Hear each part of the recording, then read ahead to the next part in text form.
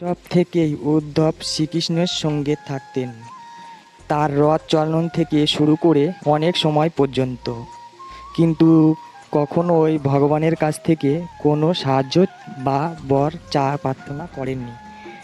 যখন ভগবান তার শ্রীকৃষ্ণের অবতার লীলার প্রায় শেষ পর্যায়ে ছিল, তখন একদিন তিনি উদ্ধবকে বললেন, এ উদ্ধব, আমার এই অবতারে কত মানুষকে আমি সাহায্য করেছি, বর দিয়েছি, কিন্তু তুমি আমার কাছে কখনোই কিছু চাওনি। তুমি এখনই আমার কাছে কিছু প্রার্থনা করো। তোমাকে কিছু কৃপা ও আনন্দ লাভের এই অবতারী লীলা সমাপ্ত করতে চাই। যদিও উদ্ধব ভগবানের কাছে কিছু চাইতেন না, কিন্তু তিনি শৈশব থেকে ভগবানের লীলা অত্যন্ত কাছ থেকে দেখতেন। ভগবানের শিক্ষা আর তার কাজের মধ্যে কিছু আকারতত অসামান্য তাকে বিহর করত, যার ব্যাখ্যা পেতে তিনি সবসময় উদ্বেগ থাকতেন। তিনি জিজ্ঞেস করলেন, আপনি আমাদের জীবনযাপনের একটা পথ দেখিয়েছেন, কিন্তু আপনি নিজে চলেছেন অন্য পথে। আপনার মহাভারত লীলায় আমি আপনার অনেক লীলার কিছুমাত্র বুঝিনি। আমি আপনার কর্ম এবং উদ্দেশ্য সম্পর্কে জানতে অত্যন্ত উদ্বিগ। কৃপা করবেন, আপনি আমার অভিলাষ করবেন কি? শ্রীকৃষ্ণ বললেন, মহাভারতে যা আমি অর্জুনকে বলেছিলাম তা ভগবদ্গীতা নামে বিখ্যাত। আজ আমি তোমাকে যা বলবো তা উদ্বেগ গীতা নামে হতে হবে। নিঃসংকোচে জিজ্ঞেস করো। উদ্ধব বললেন, প্রথমে আমার প্রকৃত বন্ধু কে?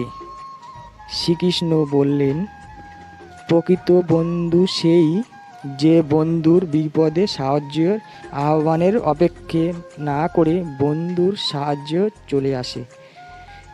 উদ্ধব বললেন, আপনি তো পাণ্ডবদের প্রিয় বন্ধু ছিলেন, তারা আপনাকেই আপাত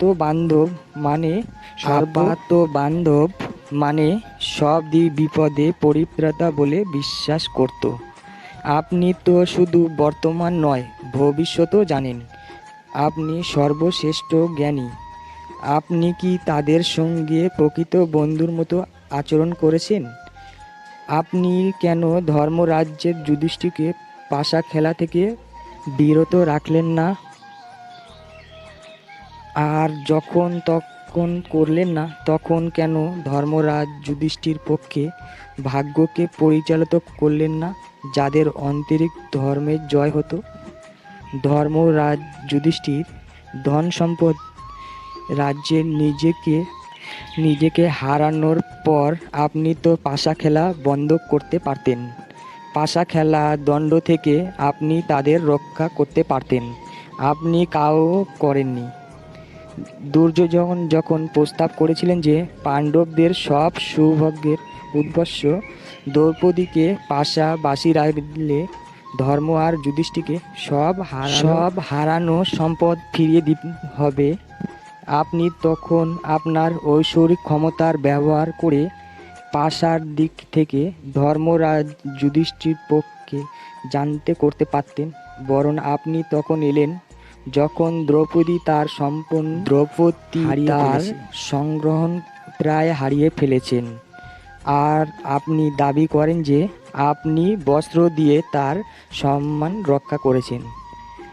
সভায় এতগুলো মানুষের মধ্যেই একজন স্ত্রীলোকের চুল ধরে টেনে হিঁচড়ে এনে তার পরনের বস্ত্র প্রায় খুলে ফেলার পর তার কোনো সম্মান কি কোনো বাকি ছিল কি? আপনি তার কি রক্ষা করলেন? চরম বিপদের সময় আপনি সবাইকেই রক্ষা করেন বলে আপনার নাম রামধর। বিপদের সময় যদি আপনি সাহায্য না করলেন, এই সাহায্যের অর্থ কি? এইটি তার কি ধর্ম? প্রশ্নগুলো করতে করতে উদ্ধব অর্জুন নারায়ণে কান্না করছিলেন। আসলে এই প্রশ্ন শুধু উদ্ধবের একা নয়, যারা মহাভারত পড়েছে তাদের অনেকেরই মনে এই একই প্রশ্নের উদয় হয়। উদ্ধব অনেক আগে ভগবানকে জিজ্ঞাসা করেছিলেন। তখন ভগবান শ্রীকৃষ্ণ হেসে বললেন, হে উদ্ধব, এই পৃথিবীর নিয়ম হলো শুধু তারাই জেতে যাদের বিবেক অর্থাৎ ভালো মন্দ পার্থক্য বিচারবোধ আছে। যুধিষ্ঠির বিবেককে কাজ করেনি যখন দুর্যোধনের বিবেক কাজ করেছিল, তাই দুর্যোধনের জয় হয়েছিল। শ্রীকৃষ্ণের কথায় উদ্ধব আরও বিদ্ধ হয়ে পড়েছিল। ভগবান শ্রীকৃষ্ণ বলতে লাগলেন, দুর্যোধনের অনেক সঙ্গ ছিল, কিন্তু সে পাশা খেলতে জানত না, তাই সে মামার শকুনিকে তার জায়গায় খেলতে বলেছিল। এটাই বিবেক। ঠিক একইভাবে যুধিষ্ঠির মহারাজও আমাকেও তার হয়ে খেলতে বলতে পারত, যেহেতু আমি সম্পর্কে তার পিস্তত ভাই। কে যে দিক চিত্ত আমার ও শকুনি মামার হতো, তোমার কি মনে হয় উদ্ধব? আমি কি করে কে যুধিষ্ঠিরকে ক্ষমা করি যখন সে আমাকেই ভুলে গিয়েছিল? বিবেক বর্জিত অবস্থায় সে আরও একটি ভুল করে বসল। সে প্রার্থনা করল, আমি যেন পাশার ওই সভাতে না যাই, আর তার এই প্রতারণার শিকার হয়ে বাধ্য হয়ে পাশা খেলা পরিণত কথা না জানি। সে প্রার্থনা দিয়ে পাশার ওই সভার বাইরে আমাকে বেঁধে ফেলল। আমি তো বাইরেই অপেক্ষা করছিলাম আর প্রত্যাশা করছিলাম কেউ অন্তত আমাকে ভেতরে আসার প্রার্থনা করুক। যখন ভীম, অর্জুন, নকুল, সহদেব হেরে গেল, তখন তারা দুর্জনকে অভিসম্পদ আর নিজেদের মুখ্যকে দোষারোপ করায় ব্যস্ত ছিল। আমাকে কেউ স্মরণই করেনি। দুর্যোধনের আদর্শেই দুঃশাসক দ্রৌপদীকে চুল ধরে টেনে হিজড়ে সভায় নিয়ে এলো। দ্রৌপদী তখনও আমাকে স্মরণ করেনি। তার নিজের সামান্য ক্ষমতার উপরে নির্ভর করে প্রতিবাদ করছিল মাত্র, আমাকে একবারও স্মরণ করেনি। দুঃশাসক যখন তার বস্ত্র হরণ করতে শুরু করে, তখন তার শুভবুদ্ধি উদয় হলো। নিজের শক্তির উপর আস্থা হারিয়ে তখন চিৎকার করতে শুরু করে, হে হরি অভয়ম, হে কৃষ্ণ অভয়ম। তখনই তার সাহায্য করার সুযোগ পেলাম। আমাকে ডাকা মাত্রই আমি ছুটে গিয়েছি। এখন তুমি বলো, আমার দোষটা কোথায়? উদ্ধব বললেন, অসাধারণ পক্ষাপ্য আমি প্রভু, আমি সন্তুষ্ট। আমি কি আপনাকে আরেকটা প্রশ্ন করতে পারি? শ্রীকৃষ্ণ অনুমতি দিলে উদ্ধব জিজ্ঞেস করলেন, প্রভু, তাহলে আপনি কি শুধু ডাকলেকেই আপনার ভক্তকে সাহায্যে আসেন, নিজ থেকেই ধর্ম রক্ষা করার জন্য আসেন না? শ্রীকৃষ্ণ হেসে বললেন, উদ্ধব, পৃথিবীতে সবারই যেমন চালিত তাদের কর্মফলের উপর। আমি এতে কোনো হস্তক্ষেপ করি না। আমি তোমার অত্যন্ত কাছ থেকে সব কিছুই সাক্ষী মাত্র। এটাই ঈশ্বরের ধর্ম। উদ্ধব বললেন, ও তাহলে আপনি আমাদের খুব কাছ থেকে কাজকর্ম দেখতে থাকবে। আমরা যখন পাপের পর পাপ করতে থাকলে আপনি তাহলে দেখতে থাকবেন। আপনি কি চান আমরা একের পর এক পাপ করতে চাই, ভুল করতেই থাকি, তার ফলে শাস্তি পেতেই থাকি? শ্রীকৃষ্ণ বললেন, উদ্ধব, তোমার প্রশ্নের গভীরতা অন্য ধারণ করো। তুমি যখন বুঝতে পারছো আমি তোমার খুব কাছে, তোমার সব কর্মের সাক্ষী হই, কি করে তুমি খারাপ বা অনৈতিক কাজ করো তুমি ভাবো, আমার আজ্ঞাতেই তুমি অনেক কিছুই করতে পারো, আর ঠিক তখনই বিপদে পড়ো। ধর্ম আর যুধিষ্ঠির আজ্ঞে ছিল যে তিনি ভেবেছিল যে তিনি আমার অজ্ঞাতে পাশা খেলবে। যদি তুমি সত্যি তাহলে অনুভব করতে আমি সব সময় সবার সঙ্গে তাদের কর্মের সাক্ষী থাকি, তাহলে এই পাশার এই সভায় ভিন্নভাবে শেষ হতো না। উদ্ধব ভীষ্ম হতবাক হয়ে গেলেন, ভক্তিতে আকৃত হলেন। তিনি বললেন, কি সুবিধ দর্শন, কি মহান সত্য!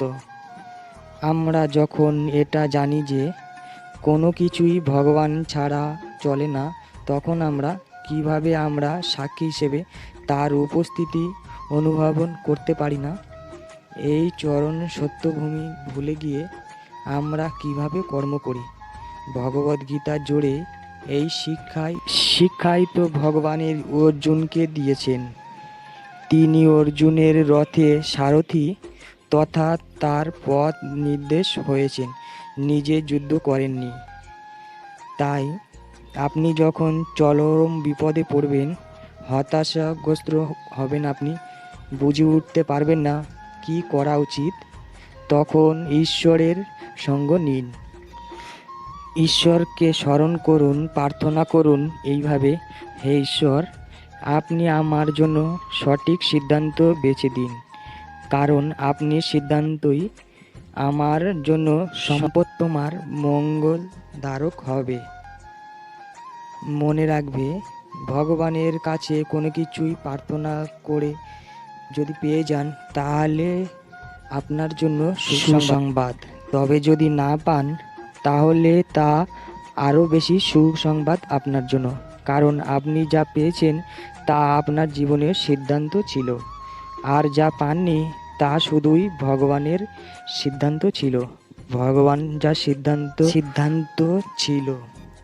ভগবান যা সিদ্ধান্ত নিয়ে আপনার জন্য, সেটাই আপনার জন্য সর্বোত্তমার। হরে কৃষ্ণ কৃষ্ণ কৃষ্ণ হরে হরে, হরে রাম রাম রাম হরে হরে। আজকের মতো ভিডিওটি এখানেই শেষ করলাম। আশা করি আপনাদের ভিডিওটি ভালো লেগেছে। যদি ভালো লেগে থাকে তাহলে অবশ্যই একটি লাইক করবেন। রাধা মাধবের পরম ভক্ত হলে কমেন্টের রাধা মাধবের জয় গান করতে ভুলবেন না যেন। আর এই ধরনের বিভিন্ন ধর্মীয় ভিডিও পেতে এবং নিয়মিত গীতা পাঠ শুনতে চ্যানেলটিকে অবশ্যই সাবস্ক্রাইব করুন। তাহলে আজ এই পর্যন্ত, দেখা হচ্ছে পরবর্তীতে। ভালো থাকবেন, সুস্থ থাকবেন। জয় শ্রীকৃষ্ণ, রাধে রাধে।